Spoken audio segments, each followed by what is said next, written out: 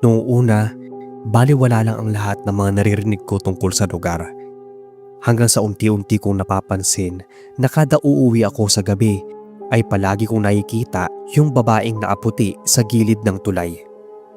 Buong akala ko pa nga nung una namamahinga lang o kaya may hinihintay na kasama. Pero nagbago ang pananaw ko dahil hindi pala siya tao.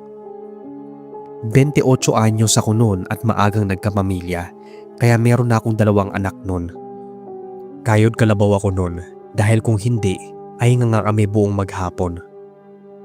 Ang asawa ko naman ay gumagawa ng mga kakanin at nakatulong din sa pandagdag sa pang-araw-araw yon. Kadalasan ay alas 6 na ako kung makauwi, pero may mga naasabayan naman ako kada dadaan ng tulay. Ang kwento doon sa tulay ng Kalawis kung hindi ka taga Rizal, baka hindi mo na naising dumaan doon kada sasapit ang dilim. Marami raw ang pinatay sa tulay na yon. Tapunan pa nga ng patay kung minsay tawagin. Pero wala naman ako naengkwentrong multo o kahit ano doon. Kaso isang gabi, nang minsang may sakay akong isang binata, sabi niya ay dapat mubusina ako sa tulay kada dadaan para daw pakikiraan ba. Nang nasa gitna na kami, ay parang bumigat yung sa may bandang likuran ko. Tapos namatay yung motor. Natakot agad yung binata na sakay ko. Ang sabi niya, bakit daw namatay? Tukon ko naman dito ay naglolo ko kasi yung makina nito kaya minsan ay namamatay-matay. Kamalasan lang na sa may tulay pa talaga namatay. Pinadyakan ko tapos sinilip ko yung sakay ko. Napayuko siya at parang nadadasal pa. 3 beses kong pinadyakan pero ayaw pa rin umandar. Hiningal na nga ako kaya namewang ako saglit. Paglingon ko sa pinagmulan namin, para bang may naaputi sa dulo. Inainag ko pang mabuti yon. May isang single na motor na paparating at tilampasan lang niya ako. Pagtingin ko sa dulo ay wala nang nakatayo. Sumakay ako at pinadyakan ulit yung tricycle. Awa naman ng Diyos ay umandar na. Tumingin sa akin yung sakay ko. Pinaarangkada ko na yung tricycle at mukhang natakot siya dahil isang ilaw lang ang meron doon sa tulay. Patay sindi pa. Nang maihatid ko na yung sakay ko ay dumiretso na ako sa bahay. Nakabili na rin ako noon ng ulam kaya gagarahin na. Gabi na rin naman na. Maaga na lang akong lalabas para makasabat ng sakay. Oh, mabuti hindi kayo inabot ng gabi sa pilahan nyo. Si Jomar daw minulto doon sa tulay. Salubong na bungad sa akin ni Joy, yung asawa ko, sir. Napaismid naman ako kasi wala akong nakitang multo doon. Tumirik pa nga yung tricycle ko. Sa isip-isip ko, tinatakot lang kasi nila yung sarili nila kaya nag-i-imagine sila ng multo kahit wala naman. Inabot ko na yung ulam kong dala at tagmano naman yung 2 anak ko. Ang sabi ko sa misis ko, mga naglolo ko lang yung mga yon. Tumingin sa akin ito habang yung 2 anak ko naman ay nakikinig lang sa aming mag-asawa. Sana nga. Paano kung ikaw ang litawan ng multo na sinasabi nila? Ano kayang magiging reaksyon mo? Tanong niya sa akin. Yung panganay ko naman, nagtanong kung totoo bang may multo sa tulay. Ang sabi ko ay hindi ko alam dahil wala pa naman akong multong nakikita sa tanang buhay ko. Natapos sa yung misis ko sa paghahain kaya nagsalo-salo na kaming pamilya para makapagpahinga na ng maaga. Hindi naman kasi ako naniniwala sa ganun noon kaya natulog na lang ako ng mahimbing. Naramdaman ko na lang na ginigising ako ng misis ko dahil 3:30 na ng madaling araw. Pwede na kasing lumabas para pumasada. Naghilamos at nagkape muna tapos nagpalit ng damit. Ako pa lang yata ang gising. May mga tao nasa kalsada pero wala sa may bandang tulay. May mga ilan pa nga ako madadaanan na tricycle driver din pero hindi pa nagsisimula. Ang aga ko raw. Natawa na lang ako noon. Natanaw ko na yung tulay, Sir Bob. Wala lang sa akin kahit na walang dumadaan na tricycle. Nang nasa gitna na ako ay bumusina ulit ako para rin makasiguro kahit na para sa akin ay wala namang katotohanan yon. Kaso Mula sa gilid ng tulay, may isang babae akong nakitang nakatayo. Akala ko sasakay kaya nagminor pa ako. Tanong ko, "Miss, sasakay ba? Bakit dito ka naghihintay ng tricycle? Madilim dito. Ano, sasakay ka ba?" Kaso parang bingi naman siya. Umiling lang siya tapos iniwan ko na. Tinignan ko pa nga yung side mirror at nakatingin din siya sa akin. Kakaiba siya kasi bakit sa haba ng daan ay doon pa talaga siya sa tulay tumayo. Hindi kaya niya alam na may multo daw doon. Pero kahit ako naman hindi rin naniniwala sa mga ganun hanggat hindi ako mismo ang nakakakita. Pagdating ko sa pilahan ay ako pa lang. 4:00 na ng umaga. May mangilan-ilan na rin akong nakikitang sakay kahit na pa isa-isa lang. Nang sumikat na ang araw, gulat ang mga kasama ko dahil ang aga ko raw sa pilahan. Mabuti raw at hindi ako nilitawan sa tulay. May babae daw kasing nakikita doon na nakatayo at akala daw ng iba ay sasakay. Pero hindi naman. Natigilan ako kasi may nakita nga ako kanina. Anong babae yon? Tanong ko sa mga kasamahan ko. Sabi nila, basta raw nakaputi lang ito. Naisip ko na ganun nga yung itsura ng babae sa tulay kanina. At dun ko lang napagtanto na mahigit 3:00 pala yun ng madaling araw. Kaya bakit di ko naisip na walang naglalakas loob na tumayo doon, lalo pat may sabi-sabi na may nagpapakita nga sa tulay na yon. Sa naisip ko na baka yun nga ay isang multo. Parang umurong yung dila ko nun. Pero syempre hindi ako nagpahalata na medyo kinilabutan. Gusto ko pa rin naman na makasigurado. Baka nga sakay yun o nahiya lang na sumakay sa akin. Mga bandang hapon, 5:00, kahit wala pang sakay yung mga kasama ko ay umuwi na. Ako naman dahil nagbabaka sakaling may maisasakay pa ay naghintay pa rin ako kahit isa na lang. Pero inabot na ako ng 5:30 hanggang 6:00 ay wala pa rin. Kaya umalis na ako doon sa pilahan. May kita na rin naman ako at sapat na yun siguro. Bukas na lang ulit ako ng maaga aalis. May ilan pa namang mga motor at tricycle na para bang naguunahan para hindi mahuli sa tulay. Habang nagmamaneho ako ay bumusina ulit ako sa tulay. Kaso parang may batang tumawid kaya napapreno ako bigla. 6:30 na yon, Sir Bob. Kaya bakit may bata pa doon? Wala na kasing gumagala doon ng ganong oras. Nasaan na kaya yung kasama nito? Tumigil ako at bumaba ng motor. Pero hindi ko pinatay yung ilaw. Madilim kasi sa tulay.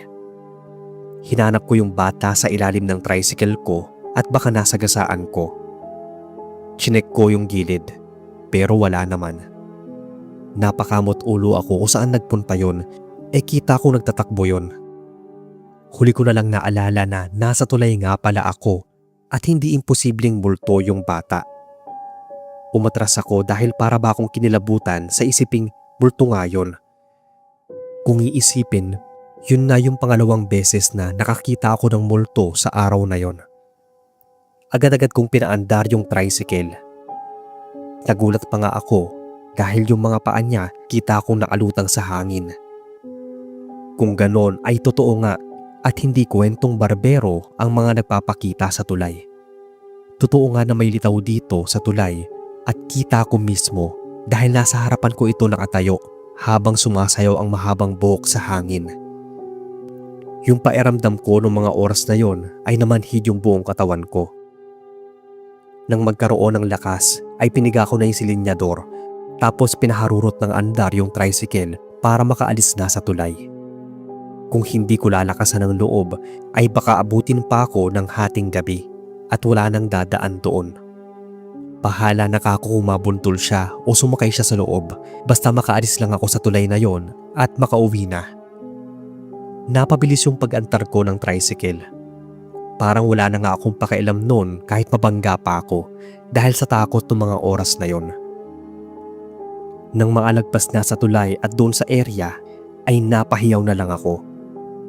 Napatingin pa nga sa akin yung mga taong nadadaanan ko dahil sa lakas ng sigaw ko at bilis ng pagpapatakbo. Nang maarating sa bahay namin, di ko na nakontrol yung manibela. Bumangga yung tricycle sa poso namin kaya nagulat yung misis ko. Akala nga niya nang lumabas ng bahay lasing ako. Mabuti at wala akong sugat nun dahil purong pawid yung nasa poso. Sira nga lang yung dingding. Tanong ng misis ko kung anong nangyari sa akin, kung lasing ba ako. Kita ko yung takot sa ekspresyon niya. Nahilo lang ako ng konti tapos inakay ako nitong makapasok sa loob ng bahay. At yun nga Sir Bob, kinuwento ko yung nakita kong multong babae at bata. Pati nga mga anak ko ay nagulat dahil pinatotohanan ko nga raw yung mga multo sa tulay. Mahirap pala talaga kung ikaw na mismo ang pinagpakitaan ng mga ito. Di mo agad maiisip ang una mong gagawin dahil sa takot. Hindi nga ako nakapasada ng mga 3 araw dahil napilay din ako. Pero nang maabalik ay wala akong pinagsabihan o pinagkwentuhan ng naranasan ko. Sinarili ko na lang yon maliban sa pamilya ko. Medyo mas maaga na rin akong umuuwi para hindi na maulit yung ganong klaseng kababalaghan. Bahala na kung anong iisipin ng iba. Matagal-tagal na rin naman itong nangyari pero nasundan pa yung papapakita sa akin nung minsang gabihin ako. Pero mabibilang lang yung pangyayaring yon. Hanggang dito na lang Sir Bob ang kwento ko.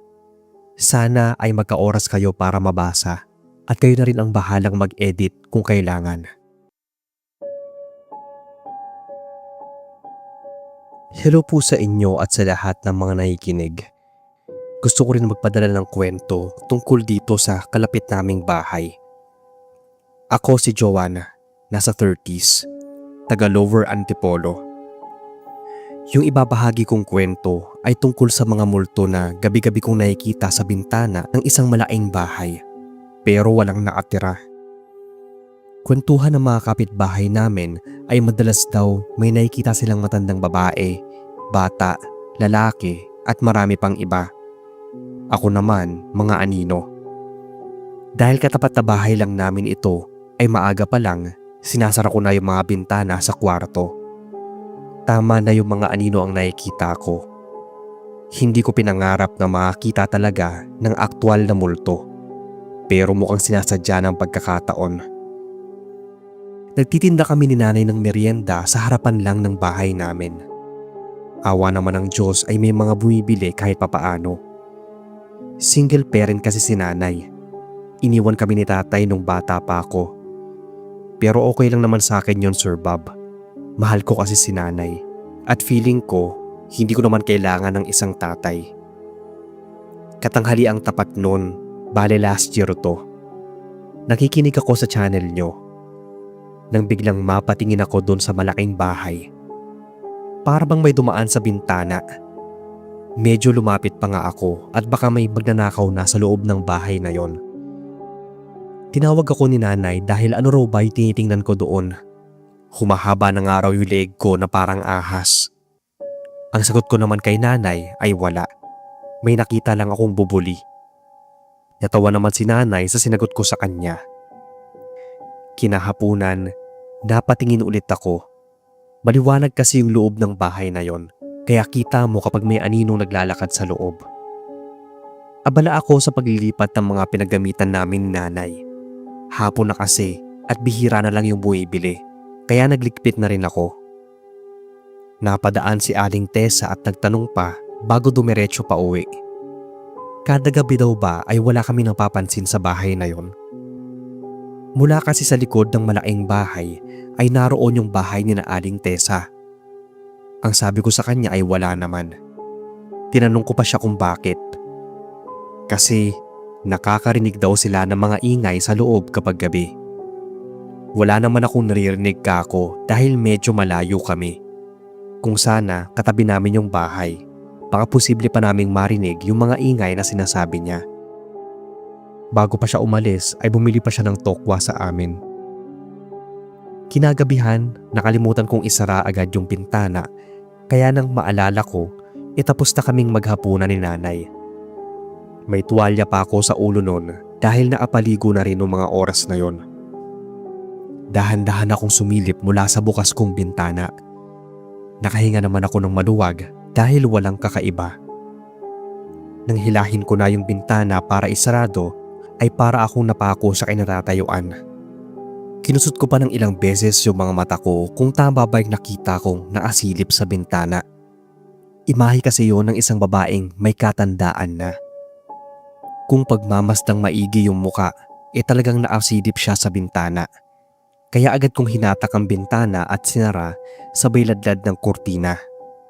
Napa-sign of the cross pa ako dahil hindi ako naduling at sigurado ako sa nakita. Dali-dali na lang ako pumunta ng kama at pinilit na matulog kahit basa pa ang buhok ko. Parang nakakapangilabot talaga na may multo sa bahay na yon. Iba sa feeling kapag nakita mo sila. What more kung sa malapitan. Baka himatayin na ako sa takot kung magkaganon nga. Kinabukasan yon, linggo, wala kaming tinda ni nanay. Nasa labas siya kausap yung caretaker ng bahay na yon. Narinig kong naghahanap ito ng mga katulong para linisin yung bahay. May gusto raw kasing bumili, kaya nakiusap ito, total ay kilala siya ng nanay ko. Kailangan daw niya ng 4 na maglilinis at kung pwede raw si nanay, babayaran na lang siya. Lumapit naman ako at sinabing sa iba na lang maghanap. Kaso itong si nanay ay pumayag na. Umalis naman agad yung caretaker na kausap niya. Tinanong ko si nanay kung bakit siya pumayag. Sunod nun ay kinuwento ko sa kanya yung nakita kong babae sa may bintana. Nagreklamo talaga ako. Sagot ba naman ni nanay na umaga naman kaya walang multo. Dahil nga sa wala na akong nagawa, tinanong ko kung sino yung naisip niyang isama doon. Halos lahat ng kapitbahay namin alam na may multo sa malaking bahay na yon. Simple lang yung sinagot niya sa akin, Sir Bob. Basta may involved na pera ay may sasama sa kanya. Napairap na lang ako. Ang sabi ko ay sasama ako sa kanya. Ayaw pa nga niya pero napumilit ako kaya wala na rin siyang nagawa. Nakasama namin ay 3. Bali 5 kaming pumasok doon. May ingay pa nga sila nung una. Nung nasa loob na kami ng bahay ay parang gusto nang mag-uwian. Bukod kasi sa kakaiba yung pakiramdam sa loob, parang napaaraming matang nakatingin sa amin.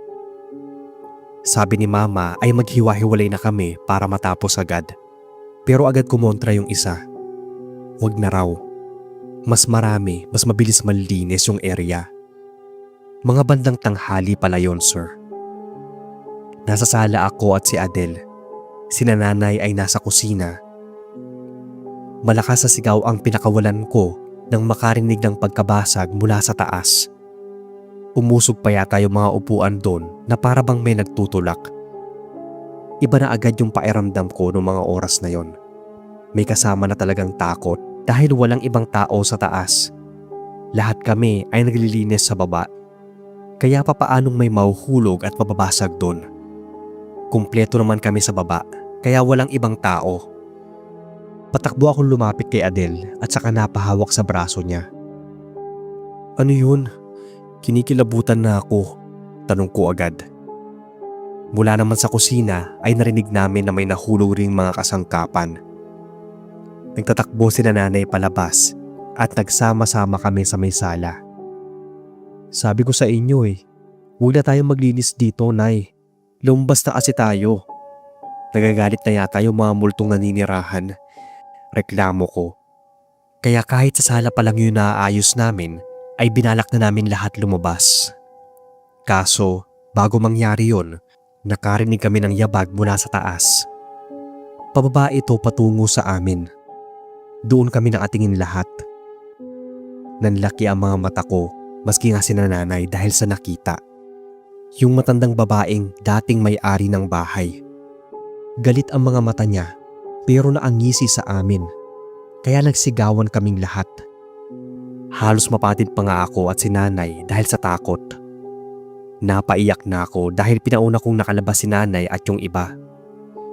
Nang makalabas na kami ng bahay ay biglang sumara ng malakas yung pinto. Nagulat ako at dali-dali na kami lumabas ng gate. Tanong pa nga ni nanay, kahit pala tanghali ay may bulto. Ako naman sa isip-isip ko, Malamang wala namang pinipiling oras. Tumingala ako sa may bintana. Kinilabutan akong muli at hinila na si nanay palabas ng malaking gate. Grabe yung takot na naramdaman ko, pati na daw sila. Hindi na namin tinapos yung paglilinis dahil mukhang ayaw naman ng may-ari na galawin yung mga gamit nila. Nakiusap pa nga yung caretaker na nakausap ni nanay. Ako na yung nagsabi na hindi namin tatapusin yon dahil mamamatay kami sa takot at kulang pa yung perang ibabayad niya. Sabi ko rin dito na humanap na lang siya ng iba, yung kaya kakong humarap sa mga multo. Wala rin daw kasing gustong sumama sa kanya, pero hindi na namin problema yun, kako. Saad pa niya na dodoblehin niya yung bayad, pero pinagpilitan kong hindi na rin. Kung siya nga na ayaw magboluntaryo na linisin yun, tapos kami pa napipilitin. Buo na kako yung desisyon namin at hindi na mababali pa. Mag-hire na lang siya kako ng deep cleaners mula sa online. Hindi na rin nakatugon si mama dahil kahit siya ay ayaw na rin tumungtong sa loob ng bahay na yun. At magmula nga nun, kada sasapit ang hapon ay sarado na agad yung mga bintana ko. Dahil alam kong naroon lang sila at nananatiling bantay sa kanilang bahay. Hindi rin naman kami makakalipat ng ibang tirahan anytime soon. Kaya kami na lang ang gagawa ng paraan para makaiwas. Mahilig man ako sa mga horror stories, pero kapag sa akin na nangyari ay pasa ko dyan. Ito lang Sir Bob ang kwento ko. Sana ay pumasa sa inyo at ma-narrate nyo sa channel. Aabangan ko po. Magandang araw sa inyo, Sir Bob. Ako si Ana. Bali nangyari to mahigit 20 years ago na. Nagkayayaan kaming magkakaibigan na magpunta sa isang nature at hiking trail sa Antipolo. Dadaan daw kami sa isang daan na may kwento na may nagpapakita raw ng mga nilalang. Pero natawa na lang yung iba, habang ako tahimik at nakikinig lang. 4 kami noon. Gusto ng mga kaibigan ko na dun kami sa bundok magtatayo ng tent kung makaakyat kami agad. Isang matandang lalaki ang napagtanungan namin kung tama ba yung daan na tinatahak namin para sa hiking trail. Ang sabi nito ay oo daw. Kaso dapat ay umaga na lang kami nagpunta dahil delikado raw kapag gabi. May kung ano-anong mga nilalang ang pwede raw namin makasalamuha. Ang sabi ni Evie, hindi raw totoo yun. Pinaandar na niya yung kotse at tinahak namin yung daan. Tama yung matanda. Nakakatakot. Bukod sa madilim na ay makipot pa ang daan. Bumalik na lang kaya tayo, Evie. Bukas ng umaga na lang natin ituloy. Mukhang nakakatakot eh. Wala pa namang ilaw o poste. Sabi ko, pero nagmamaneho pa rin siya. Yung dalawa naman ay nakatingin lang sa bintana. Hanggang sa may isang babae na nakatayo sa gilid ng daan. Nagulat kami kasi ang dilim tapos naroon siya talaga. Walang kasama. Tinigil ni Evie yung kotse kaya napatingin ako sa kanya. Sabi din ng dalawa sa likod kung bakit siya huminto. Ako naman, pinagbastan ko yung babae. Hindi siya gumagalaw. Basta naatayo lang siya doon na para bang may hinihintay. Ang sabi ko kay Evie ay paandarin na niya habang naatingin ako sa babae. Nakahinga naman ako ng maluwag nang sinimulan na niyang paandarin. Nakalayo na kami noon, sir. Habang patagal ng patagal yung biyahe namin, para bang hindi rin ako mapakali kasi gabi na rin at puro pa kami mga babae. Sabi ko kay Evie at sa dalawa, kapag may nakita kaming hotel o inn ay doon na lang muna kami magpalipas ng gabi. Palalim na rin kasi ang gabi, kaya dapat siguro ay tumigil muna kami at pagpalipas na lang. Mga bata pa kasi kami noong mga panahon na to. Kaso sa pagtataka ay parang wala kaming makitang matutuluyan. May ilang mga kabahayan pero mangilan-ngilan lang. Sarado ang mga yon. Taga Pampanga kasi kami kaya hindi ko kabisado ang mga lugar at kalye doon. Ewan ko ba kay Evie na siya ang driver. Mahilig din kasi sa kakaibang adventure dahil nga dala ng kabataan. Lumiko kami sa isang daan at nagpatuloy siya sa pagmamaneho. Humihikab na nga yung dalawa. Kahit nga ako rin, inaantok na. Hindi ko naman siya pwedeng tulugan dahil may inip ito habang nagmamaneho. Napahawak ako sa braso ni Evie at pati sa bintana ng kotse dahil may babae ulit na nakatayo doon sa gilid. Tumigil siya at binuksan ang pinto. Nakaramdam ako ng takot, Sir Bob, kasi parang siya rin yung nadaanan namin kanina. Hoy, Evie, isarado mo yung bintana mo. Hindi ba parang siya rin yung kanina? Simple kong hinila yung braso niya. Ang sabi niya sa akin ay imposible daw yun. Paanong mapupunta yung babae kanina doon nilampasan na nga namin. Tinanong ko si Evie kung sasakay siya. Tumango naman ito dahil parang kawawa naman. Kanina pa siguro naghihintay ng masasakyan. Umayos naman ng upo yung dalawa. Nagising din sila dahil tumigil nga kami. Binuksan ni Sonia yung tapat niyang pinto at doon naupo at tumabi yung babae. Kinakabahan ako noon dahil hindi siya nagsasalita at nakayuko lang. Nang paanda rin na ni Evie yung makina, sumigaw yung dalawa sa likod. Kasi biglang nawala na lang yung nakasakay na babae. Pati nga ako ay napasigaw na rin at napatakip ng muka. Lumabas yung dalawa, pati rin ako. Si Evie naman, sinubukan ng paanda rin yung kotse, kaso biglang ang tumirik. Tinuro ni Sonia yung babae at nasa front seat na ito kung saan ako nakaupo kanina. Nakatingin siya sa amin. Dali-daling lumabas si Evie, dala-dala yung dikipad pa niyang phone. Nagtatakbo pa nga kami pabalik sa daan na pinanggalingan namin. Habang tumatakbo kami ay panay iyak naman si Sonia. Sabi ko sa inyo bukas na lang tayo tumuloy, sabi ko sa kanila. Sumagot naman si Evie na huwag na magsisihan. Nadapa pa nga ito kaya napatigil kami. Binalikan ko siya at inalalayan. Mula sa likod ay naroon ulit yung babae na para bang sinusundan kami. Napapasigaw na nga kaming lahat.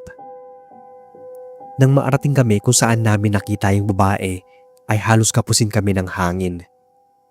Iniwan talaga namin yung sasakyan dun sa gilid dahil nga ayaw niyang umandar. Sakto pa na walang dumadaan na kahit anong sasakyan o kahit motor. Tumakbo kami ng tumakbo tapos nagsisigaw ng tulong. Isang barong-barong yung nakita namin. Siguro dahil sa lakas nga ng sigaw namin ay may lumabas na matanda. May flashlight pa nga siyang nakatutok sa amin. Naunang nakarating yung dalawa dahil akay ko si Evie. Napadid kasi ito kaya ayon iika-ika. May iwan siya kapag hindi siya inalalayan. Nang makalapit kami ay pinapasok niya agad yung mga kasama ko. Siya pala yung matandang lalaking nag-abiso sa amin. Sabi ko sa inyo bukas na lang kayo umakyat. Mabuti at nakabalik pa kayo. Saad niya. Hindi lang naman kasi daw doon sa hiking trail ang sinasabing may kababalaghan. Maski yung daan papunta doon. Kinuwento namin na may nagpakita sa aming babae na nakita na rin namin sa gilid ng daan nung una. Parang hindi na siya nagulat dahil alam na niya yung kwentong to.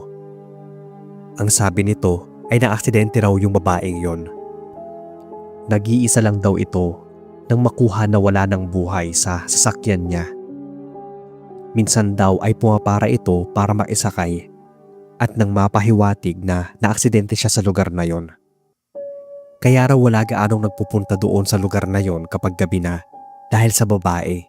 Lalo yung mga malapit lang na taga-Antipolo dahil nga alam nila yung kwento. Marami na raw kasi ang nakakita sa bultong ito at isa na raw nga kaming 4. Sasakay daw ito sa loob ng kotse at kapag aalis na ay bigla na lang maglalaho.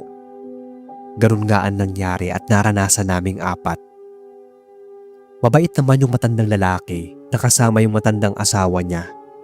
Doon na raw muna kami tumuloy at magpalipas ng gabi. Pero nag-uusap-usap na kami bago matulog na wag na munang tumuloy na umakyat dun sa hiking trail. Kung aakyat kami, tiyak aabutan kami ng gabi.